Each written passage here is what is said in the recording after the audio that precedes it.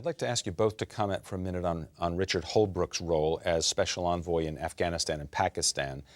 But I'd like to do it in the following context. We've talked about George Mitchell, clearly a prominent personality, but he wasn't, I think, a top candidate for Secretary of State. Holbrooke at least considered himself a top candidate for Secretary of State, and I think President Obama did consider him. Is there a danger in having a special envoy who was almost the Secretary of State, or is that a good thing to have someone who was so highly regarded that even though he didn't make the cut for the top job, is nonetheless now being used in a diplomatic fashion? Charlie? Well, there's a great deal to be said about Ambassador Holbrooke. He's a man of enormous personality, certainly, and a man of enormous accomplishment. There was an article published in the New Yorker about him, written by George Packer in September of 2009, in which is entitled "The Last Mission." And I think that probably Richard Holbrooke, like most of us not getting any younger, realizes that this is such an enormous challenge that it is worthy of his very considerable skills.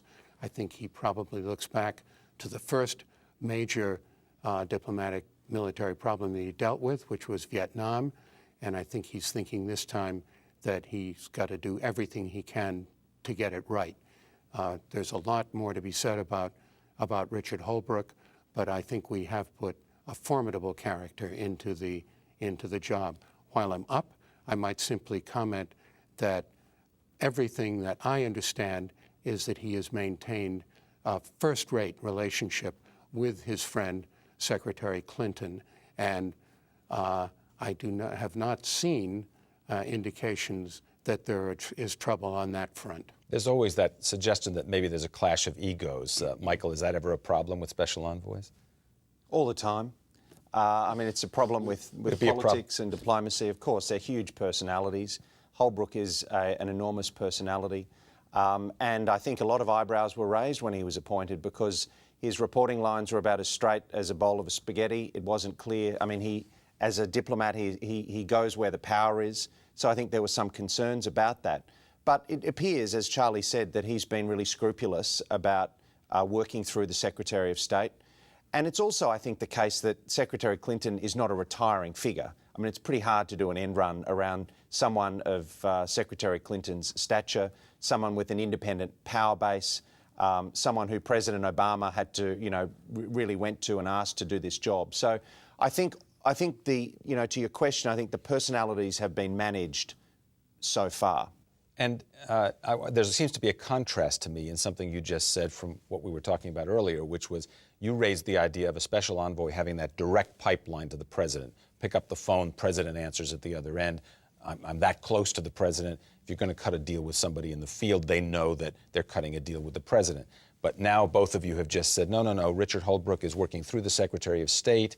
And so the parties in the field might say, well, why isn't Hillary Clinton here dealing with this, and why am I not talking to the President of the United States? Is that a contradiction, or you don't see it that way, Mike? Well, I don't think they say that to Ambassador Holbrooke's face. Probably not. Look, I don't think so. I think, I mean, Afghanistan and Pakistan is such an enormous problem that there are a lot of big characters involved. It's not just the President and the Secretary of State and Ambassador Holbrooke. It's General Petraeus, it's General McChrystal, it's Ambassador Eikenberry. There's a lot of figures involved. There's more than enough room for all of them. I think it would be unwise if Ambassador Holbrooke were not bringing Secretary Clinton in on the loop, and every indication is he is. Charlie? Yeah, I can't. Ambassador Holbrooke is a fascinating figure, and I need to say right away that Ambassador Holbrooke is violating every rule of Bureaucracy 101. He has apparently taken over a large segment of the bureaucratic establishment in Washington simply by the force of his personality. He has only brought 30 people in directly. That was the case last fall, and that he brought 30 people in, according to the article by George Packer. But he has put himself directly into the AID bureaucracy and, of course, the State Department bureaucracy. It's an tribute to his to the force of his personality that he has been able to accomplish that. There may be some people who wish that he wasn't playing quite such a big role, but there doesn't seem to be much chance that they're going to be able to do anything about it.